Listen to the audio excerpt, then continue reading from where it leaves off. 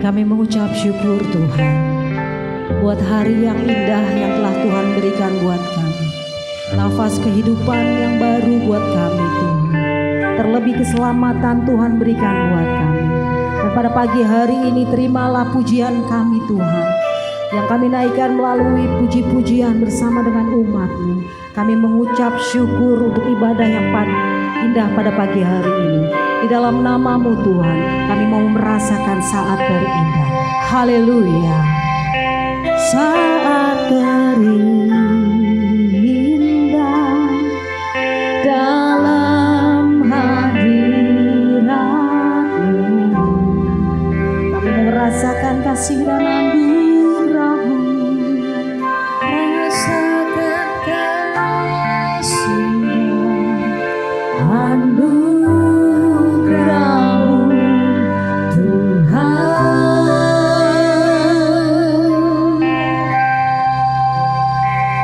Mengalir memenuhiku, itu yang selalu ku rindu. Memuji menyembah-Mu, oh Tuhan. Saat terindah dalam hadirat-Mu. Kami mau merasakan kasih-Mu Tuhan.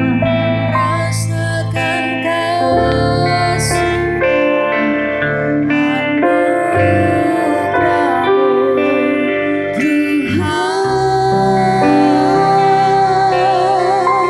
Tuhan.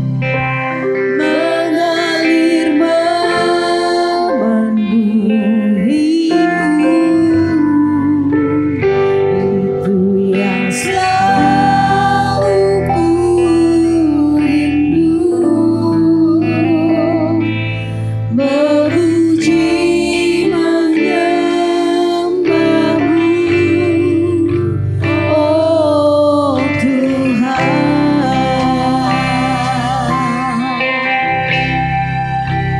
Saat indah bersama-Mu, itu yang selalu ku rindu.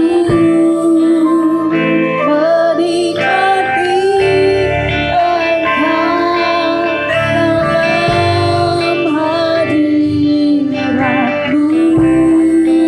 Engkaulah dambaan hidupku,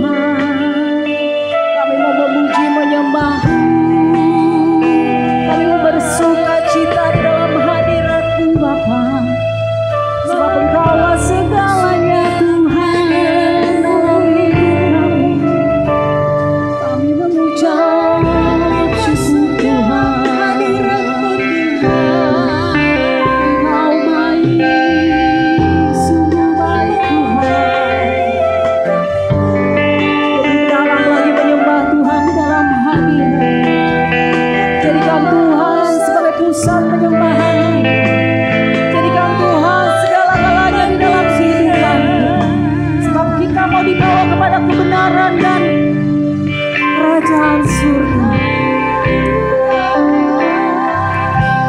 Makasih Tuhan, Kau segalanya di dalam hidup kami Bapa. Kerajaan dan kebenaran-Mu menjadi bagian kami.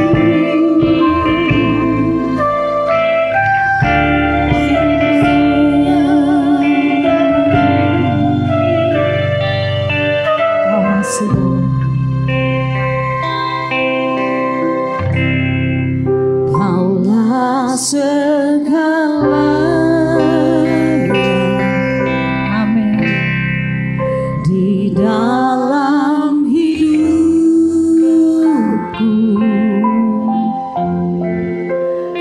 Kerajaan-Mu, kebenaran-Mu, itu bagianku.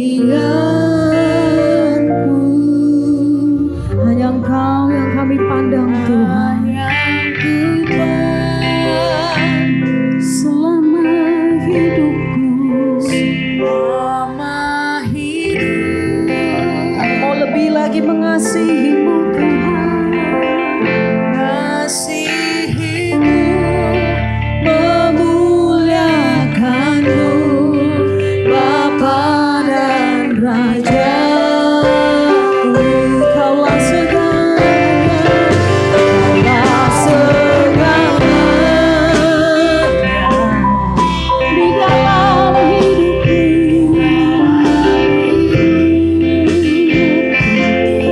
Kerajaan-Mu, kebenaran-Mu Tuhan,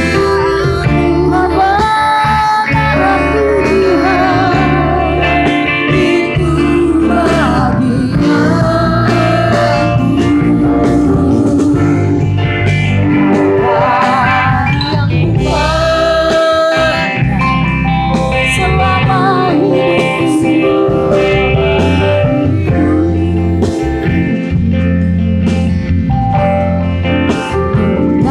kasih-Mu, memuliakan-Mu, Bapa dan Raja-Ku. Dengan lembut kaulah segalanya, Kaulah segalanya, amin, di dalam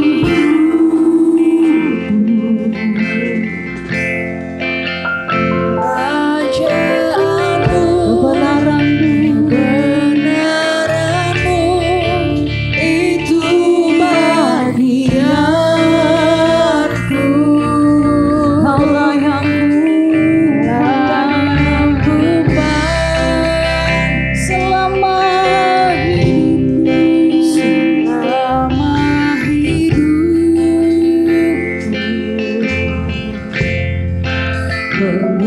mengasihi-Mu, memuliakan-Mu,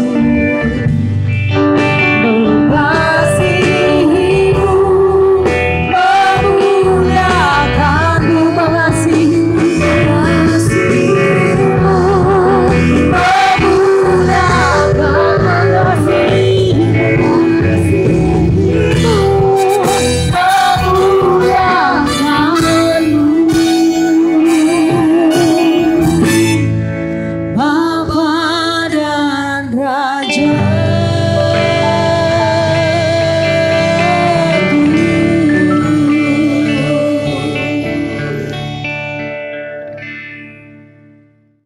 Aku percaya kepada Allah, Bapa yang Maha Kuasa, Khalik langit dan bumi, dan kepada Yesus Kristus anak yang tunggal Tuhan kita, yang dikandung daripada Roh Kudus, lahir dari anak darah Maria, yang menderita sengsara di bawah pemerintahan Pontius Pilatus, disalibkan, mati dan dikuburkan, turun ke dalam kerajaan maut.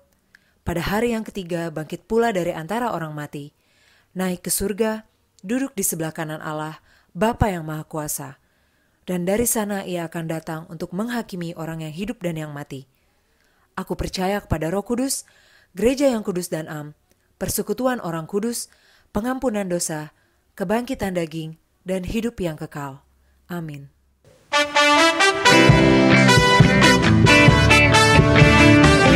Tuhan Yesus adalah Tuhan kita yang termulia. Amin. Dia lebih bersinar dari segala bintang, bahkan lebih berharga dari apa yang dunia boleh tawarkan. Haleluya.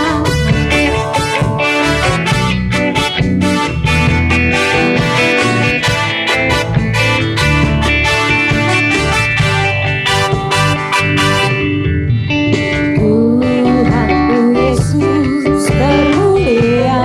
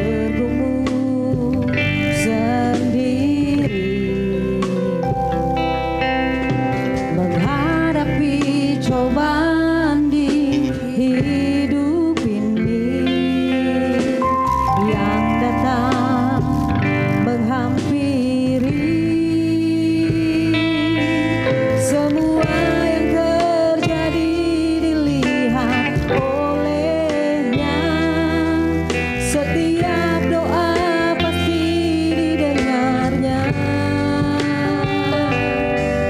Saat seakan tak ada lagi harapan, pertolongan Tuhan datang tepat waktunya. Selalu ada keajaiban, dan selalu ada mujizat bila kita mau percaya, bila kita mau bersabar. Selalu ada keajaiban, dan selalu ada mujizat bila kita mau percaya, bila kita mau bersabar menantikannya.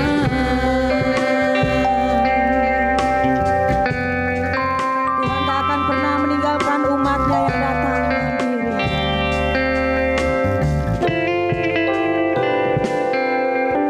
Tuhan takkan pernah membiarkan umatnya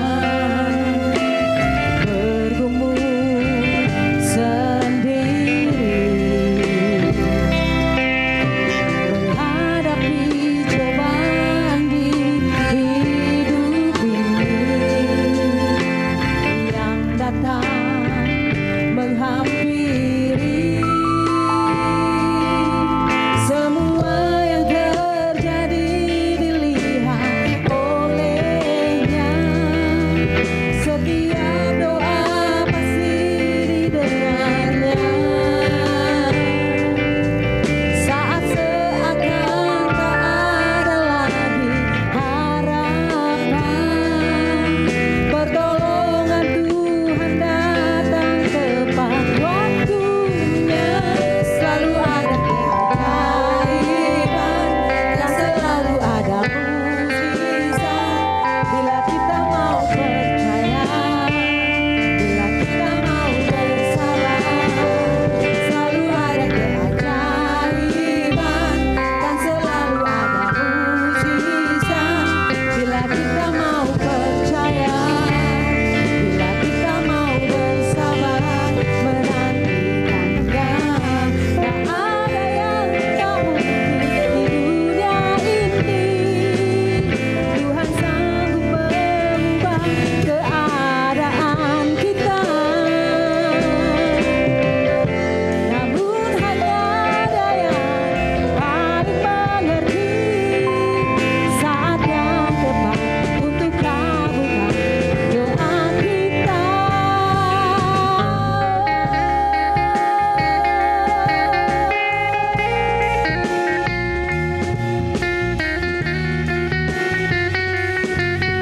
Selalu ada keajaiban, dan selalu ada mujizat bila kita mau percaya, bila kita mau bersabar. Selalu ada keajaiban, dan selalu ada mujizat bila kita mau percaya, bila kita mau bersabar, bila kita mau percaya, bila kita mau bersabar, bila kita mau percaya, bila kita mau bersabar menantikannya.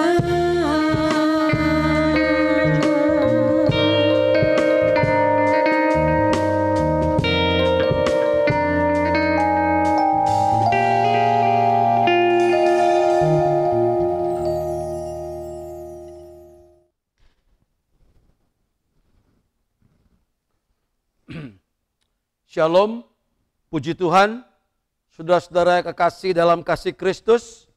Kembali pada hari ini kita boleh beribadah melalui media online.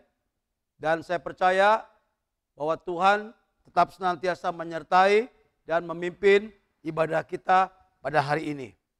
Saudara-saudara kekasih dalam Tuhan, sebelum kita lebih jauh lagi, saya mengajak kita sekalian, mari kita berdoa sejenak untuk mohon pimpinan dan pertolongan daripada Roh Kudus. Bapa Allah di dalam surga, di dalam Tuhan kami Yesus Kristus, kami mengucap syukur Tuhan, kalau sampai pada saat ini kami masih terus diberikan kesempatan untuk boleh bersekutu dengan Tuhan melalui ibadah media online ini, untuk kami juga terus senantiasa dikuatkan, diberkati, dan boleh juga Tuhan menjadi berkat bagi sesama kami. Terima kasih Tuhan Yesus, terima kasih Roh Kudus, penyertaan Tuhan di tengah-tengah masa ini. Kami percaya tidak pernah terlambat pertolongan Tuhan bagi setiap orang-orang yang mengasihi Tuhan. Dalam nama Tuhan kami Yesus, hamba berdoa dan mengucap syukur. Haleluya, amin. Puji Tuhan, saudara-saudara kekasih dalam Tuhan, kalau saya memperhatikan dan memflashback terus hari-hari kejadian-kejadian yang sedang berlangsung sampai pada saat ini, tanpa terasa kita sudah mengalami cukup lama, ya mungkin 1 tahunan, masa pandemi COVID-19 ini. Sungguh sangat memprihatinkan terus, di mana kita sekalian tidak bisa lagi atau dibatasi ruang gerak kita dalam beraktivitas, dalam berjemaat, dan juga dalam berbagai-bagai hal kita dibatasi. Namun batasan-batasan tersebut adalah merupakan sebuah kebaikan untuk mengubah juga pola setiap kehidupan kita sebagai manusia di dunia ini. Nah, saudara-saudara kekasih dalam Tuhan, kalau saya memperhatikan atau mengupdate daripada data-data mengenai COVID-19 ini, di mana sudah berlangsung cukup lama, kalau boleh saya mencatat, di Indonesia saja itu yang sudah terpapar atau yang terkena COVID ini sudah mencapai 1.252.685 yang terkena positif. Nah, kemudian yang meninggal, kalau saya mau catat, itu berjumlah 33.969. Wow, cukup banyak. 33.969. Itu di Indonesia saja. Kalau saya catat di dalam skala globalnya atau seluruh dunia, yang terpapar atau yang terkena pandemi ini sebanyak 223 negara. Wow, 223 negara, dan yang meninggal total semua per update terakhir 2.424.060 orang. Wow, cukup banyak, banyak sekali. Maka daripada itulah, kalau kita boleh melihat bagaimana kita mendengar sana sini, mungkin ada orang-orang yang kita kenal, ada orang-orang yang mungkin juga tokoh-tokoh masyarakat yang terkenal, tiba-tiba mereka meninggal atau mereka dikabarkan sudah tidak ada lagi. Dan hal ini tiap hari kita mendengar berita akan hal ini. Dan juga mungkin ada dari antara kita juga keluarga kita yang sudah dipanggil pulang oleh Tuhan oleh karena faktor daripada penyebabnya COVID ini. Juga para hamba-hamba Tuhan cukup banyak. Nah, saudara-saudara kekasih dalam Tuhan, menyimak akan hal ini, sudah banyak orang yang meninggal. Kalau kita masih diberi kesempatan oleh Tuhan, sampai pada saat ini kita masih bisa hidup, ini semuanya karena anugerah daripada Tuhan. Lihat, bukan hanya usia tua saja atau usia lansia yang kena, atau mungkin juga usia-usia produktif juga, ada juga, banyak juga. Saya mau katakan, oh ini sesuatu hal yang patut untuk kita renungkan bersama. Bukan usia, sekali lagi, usia-usia produktif. Ya, usia-usia yang masih kita katakan masih kuat, masih segar, tapi bisa terpapar. Bisa kemudian juga mereka meninggal. Nah, hal inilah yang harus juga kita boleh merenungkan di dalam kebenaran firman Allah. Hari ini saya ingin mengajak bagi kita sekalian untuk memperhatikan betapa rentannya atau betapa singkatnya daripada umur manusia. Ya, betapa singkatnya umur manusia. Bukan hanya singkat, saya mau katakan sekali lagi, juga rentan. Ya. Singkat memang betul menurut daripada firman Tuhan. Tetapi ketika seseorang tidak mencapai usia yang ditargetkan atau yang ditulis oleh firman Tuhan, maka ini harus menjadi sebuah peringatan bagi kita. Sebuah pelajaran bagi kita. Bahwa hidup manusia ini pada dasarnya adalah rentan dan singkat. Maka daripada itu, saudara-saudara kekasih dalam Tuhan, firman Tuhan hari ini saya ingin mengajak membaca firman Tuhan yang terambil dari kitab Mazmur.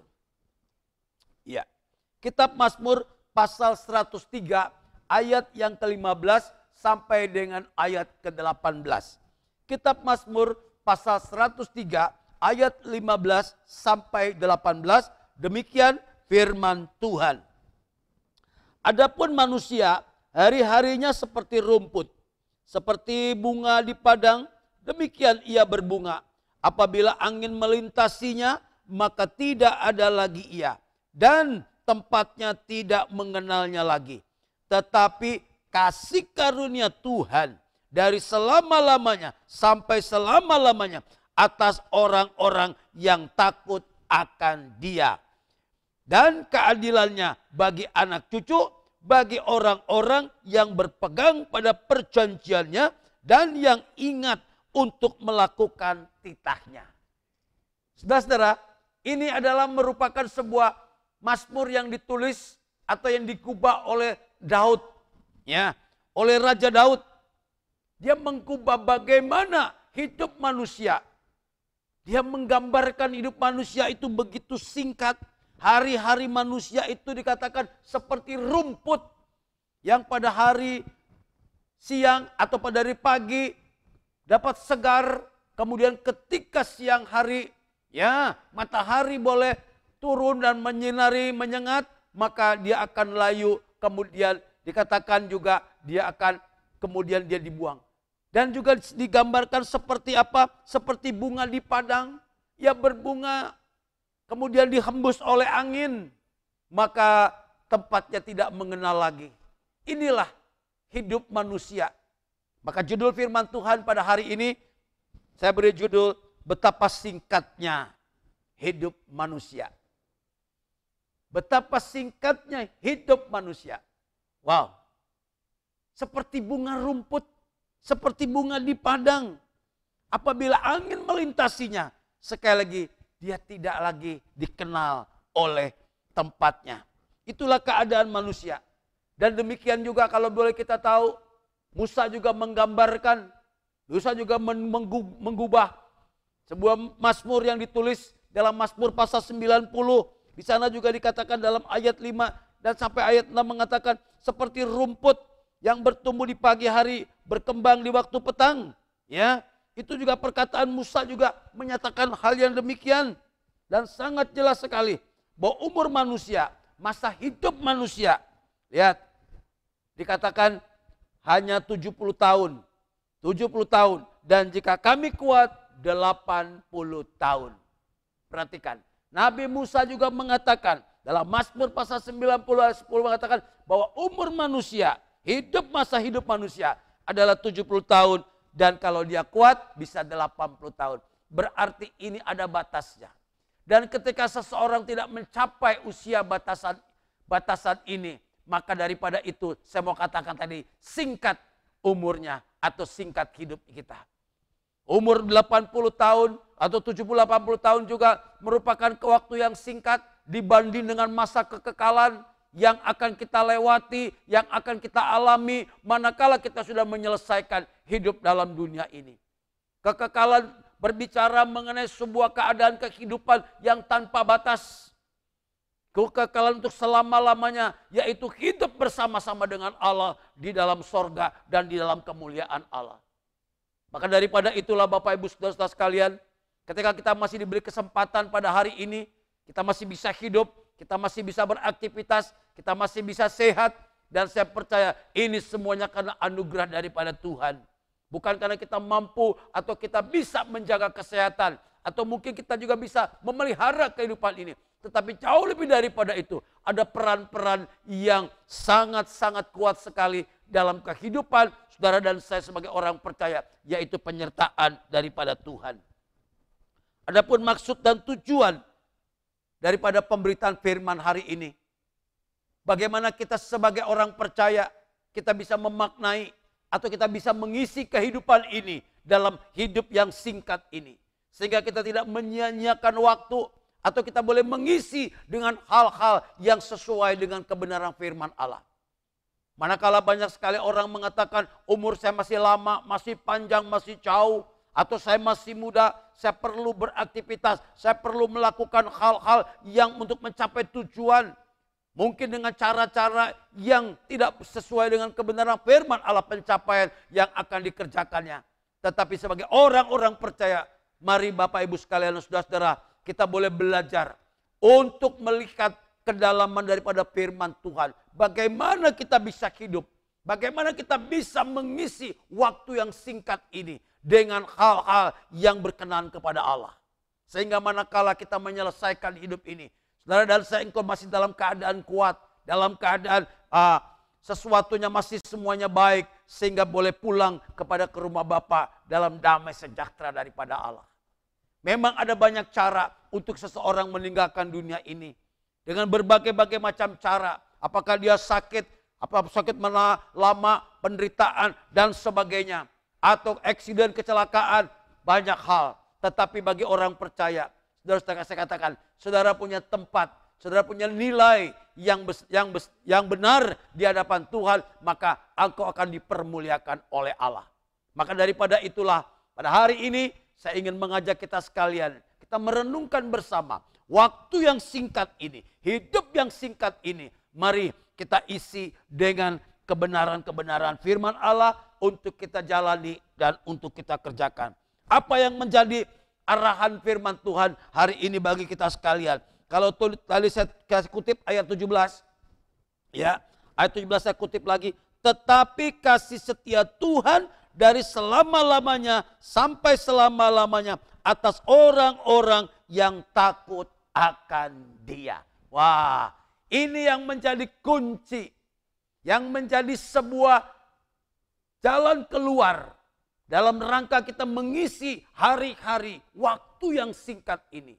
Ya, kalau mungkin ayat yang ke-15 itu seringkali kita dengar atau seringkali dikotbahkan di dalam ibadah kedukaan, tetapi pada hari ini saya tidak akan membahas itu. Saya akan membahas bagaimana kita bisa mengisi waktu yang singkat ini.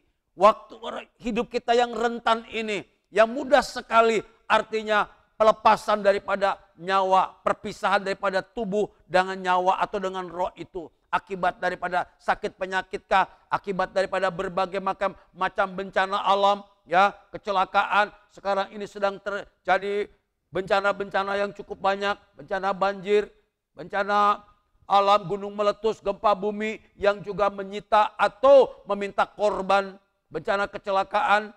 Sebagaimana pesawat belum lama juga ada yang jatuh, cukup banyak orang yang meninggal. Itulah hidup manusia, tidak bisa diprediksi dan tidak bisa dipersiapkan lebih awal. Oleh karena apa? Karena kita tidak tahu kapan waktu dan saatnya itu menjelang bagi setiap orang, sebagai setiap manusia. Tetapi bagi orang percaya, kita harus mengisi kehidupan yang Tuhan izinkan ini dengan sebuah hal-hal yang patut, yang benar di hadapan Tuhan. Saudara-saudara kasih dalam Tuhan, bertitik tolak dengan ayat 17 ini. Yang sekali lagi mengatakan, yaitu tadi, kasih setia Tuhan selama-lamanya dan untuk selama-lamanya bagi orang atas orang-orang yang takut akan Dia. Jadi kunci dalam ini kita mari kita melihat sampai sejauh mana kehidupan saudara dan saya menjadi orang yang takut akan Dia. Nah, takut akan Dia ini bukan berbicara takut secara negatif, tetapi takut yang bersifat positif, yaitu ketaatan atau kita juga hormat dan tunduk akan kedaulatan Allah di dalam kehidupan kita masing-masing sebagai orang percaya. Ketika saudara dan saya kau menghiraukan atau memperhatikan akan firman Allah, melalui ketaatan kesetiaan saudara, melakukan hal-hal yang baik dan benar di mata Tuhan, ya, maka disitulah mengindikasikan bahwa saudara dan saya, engkau adalah orang-orang yang takut akan Tuhan, menghormati Tuhan, menghargai, bahkan menguduskan setiap apa yang Tuhan ingin kita lakukan di dalam kehidupan ini. Jadi takut Tuhan bukan berbicara seperti kita takut atau menghindar daripada sebuah kekuatan. Tidak, tetapi justru orang yang takut akan Tuhan, dia makin mendekat dan makin melekat kepada Tuhan. Hanya orang-orang yang menjauh daripada Tuhan, mereka adalah orang-orang yang menganggap remeh atau mensepelekan atau tidak menghiraukan daripada kuasa Allah. Atau mengabaikan daripada penyertaan dan dalam kehidupannya. Marilah, saudara kekasih dalam Tuhan, kita perlu sekali pada akhir zaman ini. Terlebih kita hanya bergantung harap hanya kepada Tuhan. Maka oleh karena itulah ada beberapa hal yang patut untuk kita boleh renungkan bersama. Ya, takut akan Tuhan inilah merupakan sebuah kunci untuk kita boleh mengisi kehidupan dalam rangka usia atau hidup yang singkat di dunia ini. Saya mau baca kitab Amsal pasal yang ke-8. Kitab Amsal pasal yang ke-8. Demikian firman Tuhan ayat yang ke-13. Kitab Amsal pasal 8 ayat 13 mengingatkan bagi kita sekalian akan kriteria takut akan Tuhan, ya. Hal-hal apa saja yang terkandung di dalam takut akan Tuhan yang harus dikerjakan, yaitu mengatakan takut akan Tuhan ialah membenci kejahatan, aku benci kepada kesombongan, kecongkakan, tingkah laku yang jahat, dan mulut penuh tipu muslihat. Amsal menulis sangat jelas sekali. Takut akan Tuhan ialah membenci kejahatan. Apa itu kejahatan? Isi kejahatan itu apa? Secara spesifik kejahatan dikatakan di sini tadi katakan yaitu kesombongan, kecongkakan, dan tingkah laku yang jahat serta mulut yang penuh tipu muslihat. Itulah kategori daripada kejahatan menurut Amsal pasal yang ke-8 ayat 13 ini. Sangat jelas sekali bagi kita sekalian. Ini yang dikehendaki oleh Allah. Ini yang dibenci oleh Allah. Kalau banyak yang mengatakan apa sih takut? Bagaimana takut akan Tuhan?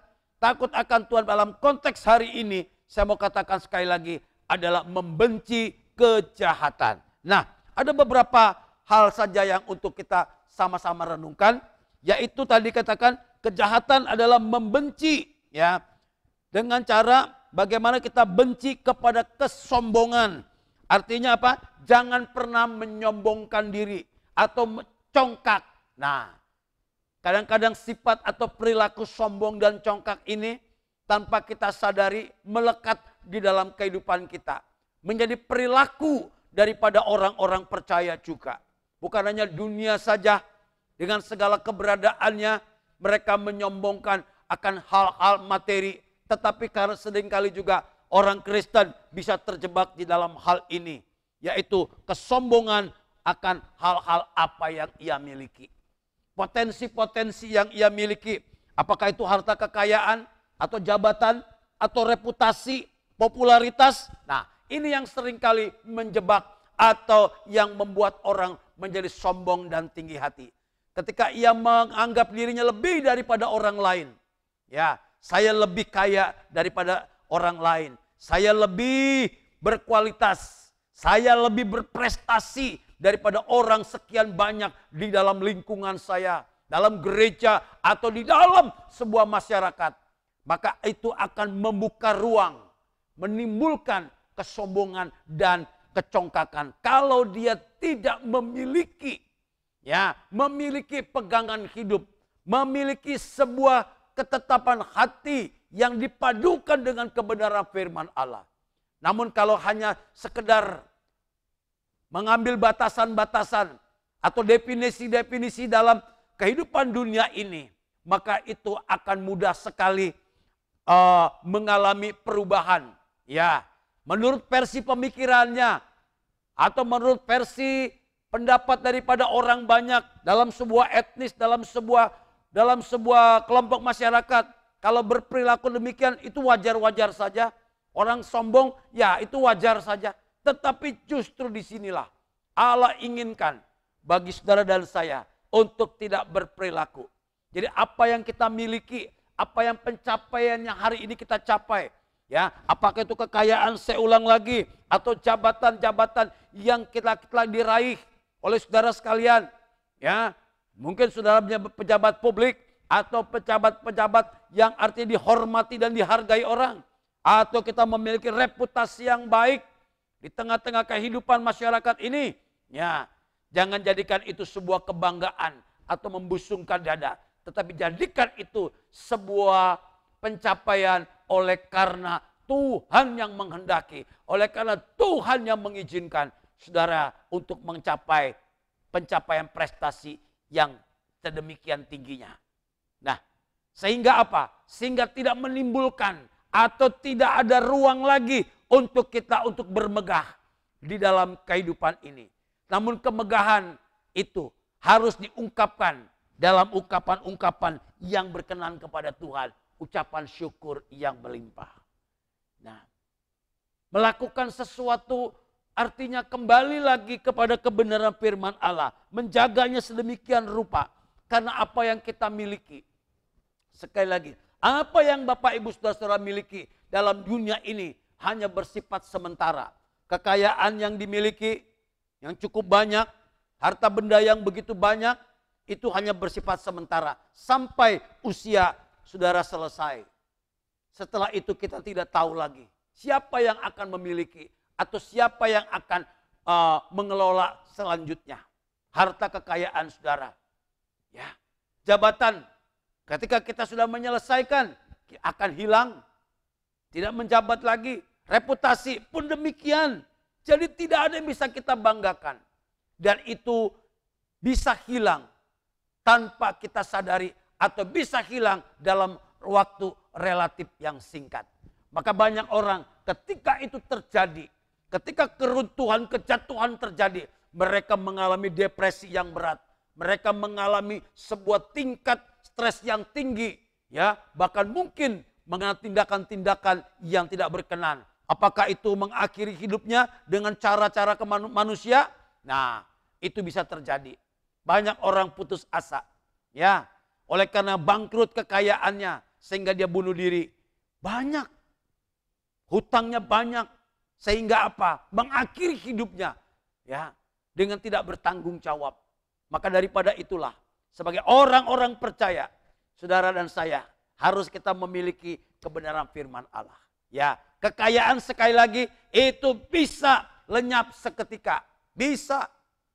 Ya, sepandai-pandai mungkin kita menjaga, sepintar-pintarnya saudara boleh mengelola atau memanage daripada potensi kekayaan yang kita miliki.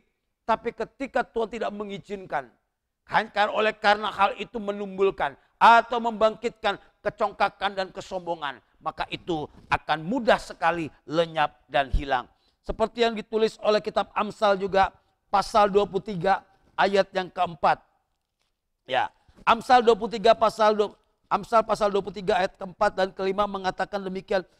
Jangan bersusah payah untuk menjadi kaya. Tinggalkan niatmu ini. Kalau engkau mengamat-amatinya, lenyaplah ia. Karena tiba-tiba ia lenyap, lalu terbang ke angkasa seperti Raja Wali. Lihat. Artinya orang yang mengamat-amati, orang yang mengidam-idamkan, orang yang mengusahakan, mengupayakan dengan susah payah. Kekayaan dikatakan bersusah payah, ya, untuk menjadi kaya, ya, dengan cara-cara yang tidak terhormat, dengan cara-cara manusiawi, ya, bukan dengan cara-cara yang benar, maka dikatakan itu dia tiba-tiba ia lenyap. Oleh karena apa? Ia bersayap, kata firman Allah. Seketika dia bisa terbang seperti Raja Wali. Ada berapa banyak contoh akibat daripada terfokus hanya kepada materi dan kekayaan. Mudah sekali lenyap, hilang.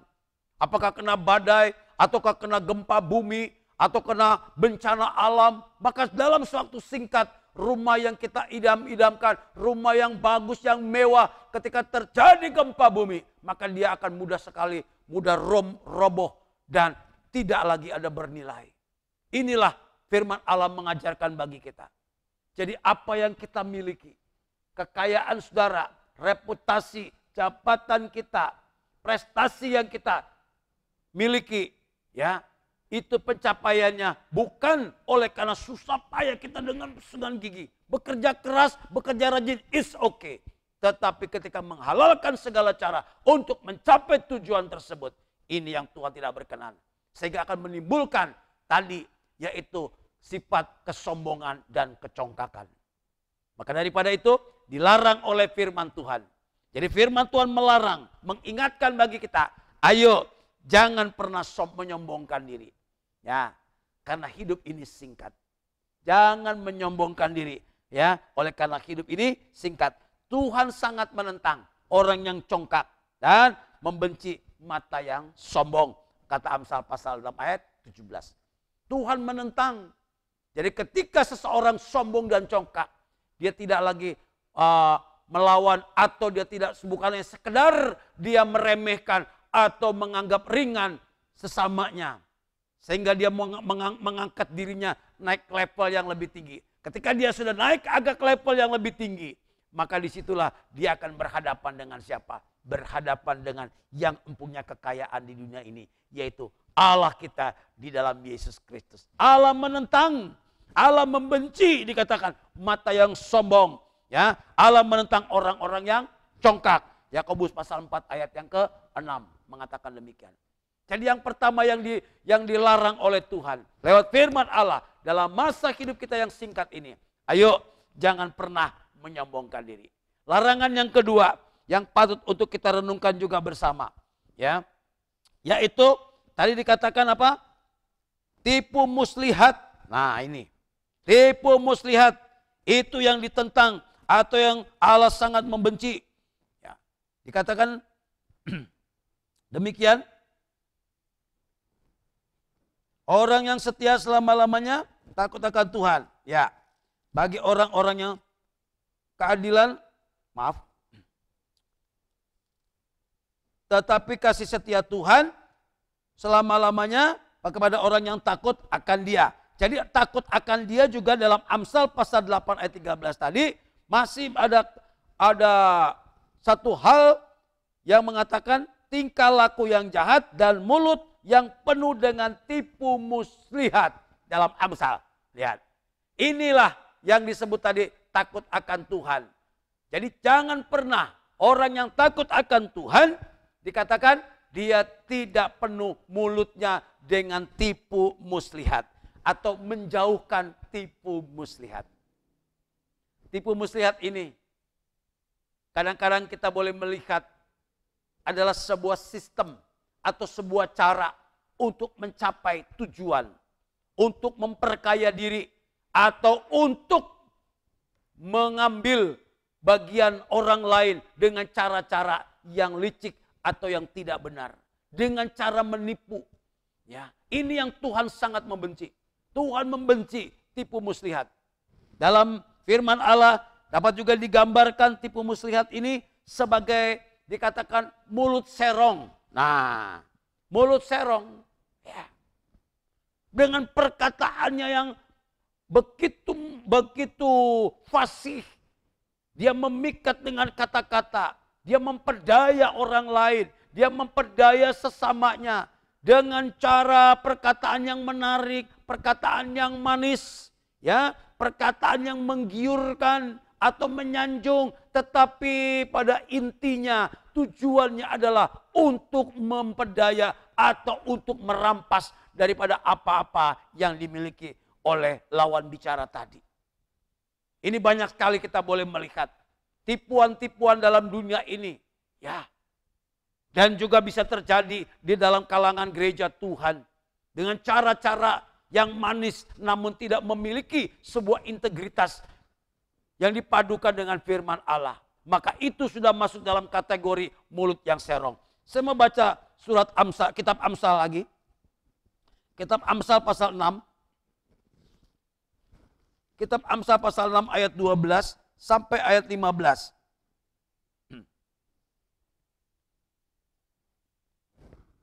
Demikian firman Tuhan.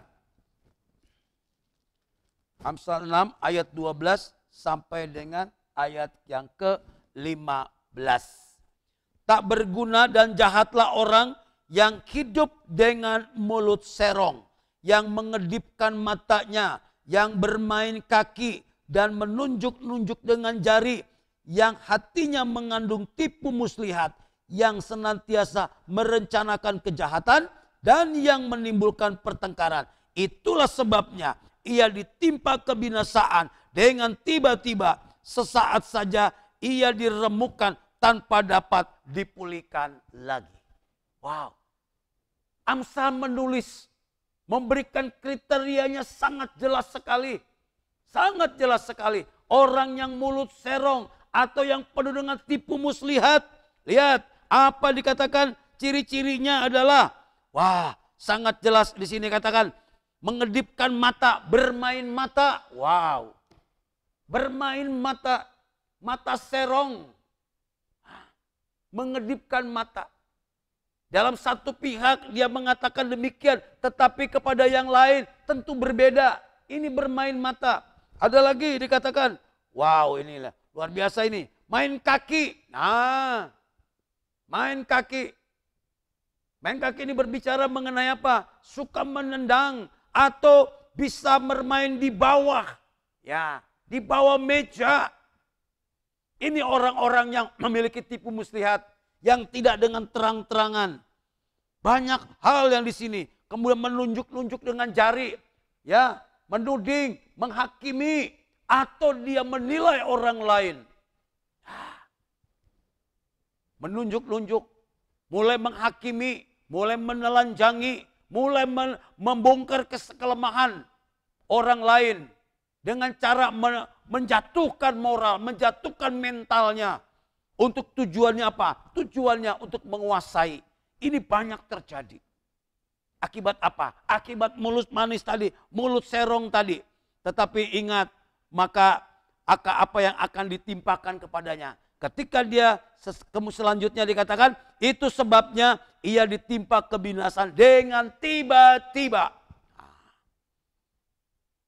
Bisa terjadi usianya masih muda. Usianya belum mencapai puncaknya, sudah menyelesaikan dalam dunia ini alias sudah meninggal. Kita tidak tahu. Ada banyak misteri dalam kehidupan ini. Ya, tiba-tiba meninggal. Orang masih segar bugar, kita tidak tahu. Bukan kita menghakimi, tapi saya mau katakan, ini katakan firman Allah. Orang yang mulut serong, ini sangat dibenci Allah. Sangat dilarang sekali. Sebagai orang percaya, mari kita isi dalam kehidupan kita untuk sesuatu hal yang baik dan benar di mata Tuhan. Jadi kedua hal ini adalah merupakan satu hal yang dibenci atau yang tidak berkenan kepada Allah. Yang tidak boleh dikerjakan atau tidak boleh ada di dalam kehidupan saudara dan saya sebagai orang-orang percaya. Yang pertama tadi apa? Jangan menyombongkan diri atau jangan memelihara kecongkakan. Dan yang kedua, tidak ada tipu muslihat. Ya, jauhkan tipu muslihat alias mulut serong. Jadi perlu sekali bagi kita. Kalau orang yang mulut serong, firman Tuhan dikatakan, dia akan dibinasakan, akan dimusnahkan, ditimpa dengan kebinasaan. Lihat, tiba-tiba meninggal. Tiba-tiba tanpa ini mengalami musibah dan sebagainya. Ya, saya tidak bisa artinya uraikan lebih jauh lagi. Kita sudah sama-sama bisa melihat. Kita sudah sama paham. Tapi dikatakan dia tidak akan bangkit lagi. Dia tidak akan bangkit lagi. Bahkan namanya pun mungkin sudah terhapus dan dilupakan oleh banyak orang. Nah, yang ketiga ini bersifat mengenai yaitu anjuran atau dorongan nasihat untuk dilakukan. Kalau 1 dan 2 tidak boleh dilakukan, tapi yang ketiga ini harus dilakukan di dalam kehidupan saudara dan saya. Dalam masa-masa yang singkat umur manusia atau umur kita sekalian. Yaitu firman Allah mengajarkan untuk mengumpulkan harta di sorga. Ya, kalau tadi orang sombong, orang congkak menimbun harta di dunia ini. Untuk menjadi kebanggaan. Mungkin dengan cara-cara yang tidak baik.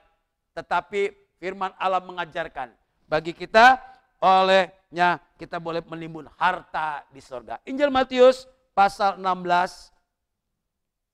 Injil Matius pasal 16. Saya mau kutip ayat 26. Yang mengatakan demikian. Ayat 25 dulu saya baca. Karena barang siapa mau menyelamatkan nyawanya, ia akan kehilangan nyawanya. Tetapi barang siapa kehilangan nyawanya karena aku, ia akan memperolehnya. Apa gunanya seorang memperoleh seluruh dunia tetapi kehilangan nyawanya? Dengan apakah ia dapat dengan yang dapat diberikannya sebagai ganti nyawanya? Ya.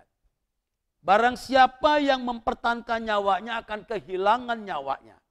Tapi barang siapa yang kehilangan, dia akan diganti oleh Tuhan. Nah, jadi kalau dia ingin mendapatkan seluruh dunia ini tapi kehilangan nyawanya, maka dia adalah orang-orang yang malang di dalam kehidupan ini. Maka daripada itu, ayat yang ke-20 juga menasehati bagi kita juga, yang mengatakan untuk apa? Untuk mengumpulkan harta di sorga. Sebab apa? Ngengat dan karat tidak ada di dalam sorga. Yang ada itu di dalam dunia. Kumpulkan harta di sorga. Ya. Harta di sorga ini yang tidak akan pernah layu. Harta di sorga ini yang selalu terjaga. Dan saudara dan saya pasti engkau akan dapat mengaksesnya ketika kita juga memerlukan. Bukan hanya pada waktu kita pulang ke dalam sorga, kembali kepada Bapa. Waktu kita dalam dunia ini, ketika saudara dan saya, engkau selalu menabur atau menyimpan harta di sorga, maka dalam dunia ini kita juga bisa mengakses atau bisa mencairkan harta itu. Melalui apa? Melalui doa, melalui permohonan kita, melalui ketaatan kita kepada Tuhan. Manakala saudara berdoa, minta kepada Tuhan, mohon berkat Tuhan akan apa yang saudara perlukan, apa yang sedang kita butuhkan hari-hari ini. Percaya, harta yang disimpan di sorga itu akan ditransfer ke dalam kehidupan kita menjadi sebuah wujud yang nyata atau yang dapat ditangkap dengan panca indera. Harta yang sesungguhnya harus tersimpan di dalam keadaan sorga, yaitu di mana ngengat dan karat tidak ada di sana. Kalau kita simpan harta di dunia ini, tempatnya tidak aman. Ya, sekalipun mungkin di tempat yang resmi, apakah itu di bank ataukah di brankas, tapi pencuri atau ngengat dan karat itu bisa terjadi. Bisa akan menghilangkan daripada apa yang kita miliki. Berapa banyak orang yang kehilangan, berapa banyak orang yang salah transfer, bisa terjadi dalam sesaat bisa hilang, transfernya tidak bisa kembali lagi. Wow, kadang-kadang ini dianggap sebuah kesalahan, tetapi belum tentu sebuah kelalaian. Bisa terjadi ada unsur-unsur yang lain sehingga dia bisa mentransfer ke tempat yang salah atau bukan yang dia tuju. Bisa terjadi. Maka daripada itu, mari saudara dan saya, kalau mau saudara dalam masa-masa singkat usia kita ini, umur kita sebagai manusia di dunia ini, kembangkan, yaitu mari kita simpan harta kita di sorga. Ada banyak cara, Bapak Ibu, engkau boleh menyimpan harta di sorga. Apakah ketaatan kita, kesetiaan kita, korban saudara dan saya untuk pekerjaan Tuhan. Itu Tuhan perhitungkan. Karena setiap rupiah yang Bapak Ibu tanam, yang Bapak Ibu tabur di pekerjaan Tuhan, di gereja Tuhan, maka disitulah tidak akan hilang. Upahnya tidak akan hilang. Dia tidak akan menjadi milik orang lain, tapi dia akan kembali plus dengan apa yang Tuhan karuniakan kepada saudara dan saya. Sampai berkelimpahan. Tuhan mau hidup kita masing-masing. Dalam masa-masa singkat ini, ya, jangan pernah kita boleh artinya melakukan dua perkara di atas, tapi lakukan perkara yang ketiga. Percaya kita akan terhindar dari perkara-perkara yang Tuhan tidak kehendaki. Puji Tuhan. Dan sebagai ayat yang terakhir, ingin saya kutip sebuah ayat yang singkat untuk menjadi berkat bagi kita sekalian. Yang mengatakan dalam surat Kolose pasal 3 ayat yang kedua mengatakan, pikirkanlah perkara yang di atas, bukan yang di bumi. Ayo belajar kita pikirkan perkara-perkara yang di atas. Bukan arti kita berpikir merenung, terus berpikir sepanjang hari tanpa kita melakukan sesuatu. Tidak. Tapi dalam konteks ini pikirkan perkara yang di atas. Artinya sesuatu hal yang berguna di dalam kehidupan saudara sekalian. Sesuatu hal yang kekal untuk dapat kita kerjakan. Yaitu membangun iman percaya kita masing-masing. kuatkan iman kita masing-masing, dewasakan iman kita masing-masing dalam pertumbuhan-pertumbuhan rohani. Ya, itu sangat penting sekali. Lewat apa? Lewat ketaatan kesetiaan kita. Baik berdoa, membaca firman Tuhan, bahkan dalam ibadah-ibadah. Kemudian yang kedua, tingkatkan ibadah kita.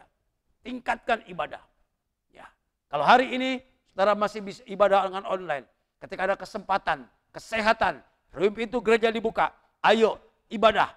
Datang di rumah-rumah Tuhan yang sudah dibuka. Percaya, saudara akan lebih mengalami sebuah pemulihan dan diberkati Tuhan. Ya, ibadah online mungkin bisa sesaat kita lakukan dalam keadaan-keadaan yang artinya tidak bebas, tetapi seiring dengan keadaan yang berkembang menuju ke arah kebaikan, maka saudara jangan tinggal malas. Ayo, saya menganjurkan kepada kita sekalian yang mendengarkan atau yang menyaksikan ibadah online ini, berangkat. Ketika saudara sehat, kuat, jangan takut. Ayo lakukan tugas kita. Datang ibadah. Gereja sudah dibuka. Sekalipun dengan protokol kesehatan, lakukan dengan taat. Jangan khawatir dan jangan takut. Tuhan terus akan menyertai saudara sekalian. Dan yang berikutnya, jangan lupa, ayo melayani Tuhan. Kalau kita sudah diberkati Tuhan, kalau kita sudah dipanggil Tuhan, layani Tuhan. Belajar untuk melayani Tuhan. Jadi orang Kristen jangan berpangku tangan. Jangan hanya pendengar saja. Jangan hanya memanasi bangku gereja saja. Tapi ketika Tuhan menaruhkan potensi, menaruhkan talenta dalam setiap pribadi kita masing-masing. Ayo kembangkan dalam bentuk pelayanan kepada sesama. Apakah pelayan dalam gereja, pelayan dalam masyarakat, pelayan dalam keluarga. Ini tunjukkan jati diri kita. Tunjukkan karakter Kristus kita sebagai seorang hamba yang melayani. Karena Yesus datang ke dalam dunia ini bukan untuk dilayani, tapi untuk melayani. Kalau kepala gereja saja datang untuk melayani, apalagi saudara dan saya. Kita harus melayani, bukan dilayani. Belajar untuk itu. Karena waktu yang singkat ini, ya, yang ada masanya ini. Karena setelah itu, angin ketika melintasi, dia tidak lagi kenal dengan saudara dan saya. Kita telah dikembalikan kepada Bapa di sorga. Kiranya kita boleh juga belajar sekali lagi. Mari kita pikirkan perkara-perkara di atas. Maka Tuhan akan memberikan kita sebuah ketenangan, ada sukacita. Sekalipun usia kita singkat, masa hidup kita singkat, tapi kita diisi dengan perkara-perkara yang benar di hadapan Tuhan. Maka mahkota keselamatan, mahkota sukacita, dan damai sejahtera akan menjadi bagian saudara dan saya. Tuhan memberkati kita sekalian. Amin. Haleluya. Marilah saudara-saudara kekasih dalam Tuhan, kita boleh mengakhiri ibadah online melalui media online ini dengan berdoa untuk mengakhiri ibadah dan pemberitaan firman Tuhan. Bapa Allah dalam surga, terima kasih Tuhan. Hari ini kami sekali lagi diberikan kesempatan untuk boleh bersama-sama bersekutu dalam ibadah melalui media ini Tuhan. Dan hamba percaya sekali lagi bahwa ada penyertaan Tuhan bagi saudara-saudara kami yang kurang sehat atau yang sedang dalam keadaan sakit. Karena satu kali kami akan dipulihkan, disembuhkan oleh kuasa darah Yesus. Setelah kami pulih dan sembuh Tuhan, kami akan bergerak, kami akan keluar untuk dapat menghadiri ibadah-ibadah yang telah dibuka pintu-pintu gereja. Tuhan Yesus, tolonglah kami Tuhan. Supaya kami dalam masa-masa hidup yang singkat ini juga Tuhan, kami boleh mengisinya dengan hal yang baik. Kami boleh menabur segala yang baik di ladang Tuhan. Kami boleh belajar untuk menaruh atau menyimpan harta kami di sorga. Karena harta yang kami miliki dalam dunia ini bersifat sementara. Namun harta di sorga, ngengat dan karat tidak akan menguasainya. Terima kasih Bapak, berkati setiap kami sekalian, berkati anak-anak Tuhan, berkati saudara-saudara kami Tuhan, dimanapun mereka berada. Kiranya damai sejahtera sukacita boleh menjadi bagian kami dalam masa-masa transisi dan masa pemulihan ini. Tuhan memberkati kami sekalian. Sekarang saudara-saudara, marilah kita mengakhiri ibadah ini dan terimalah berkat yang daripada Allah. Saudara-saudara yang sah dalam iman, kembalilah kepada kehidupan kita sekalian. Tuhan memberkati engkau dan melindungi engkau. Tuhan menyinari engkau dengan wajahnya dan memberikan engkau kasih karunia. Serta Tuhan menghadapkan wajahnya kepadamu, memberikan engkau damai sejahtera. Di dalam Tuhan kami Yesus Kristus, serta persekutuan kuasa Roh Kudus adalah menyertai saudara sekalian mulai hari ini sampai kedatangan Tuhan yang kedua kali. Maranatha, terpujilah nama Tuhan. Haleluya. Amin. Selamat hari Minggu. Tuhan Yesus memberkati kita. Shalom.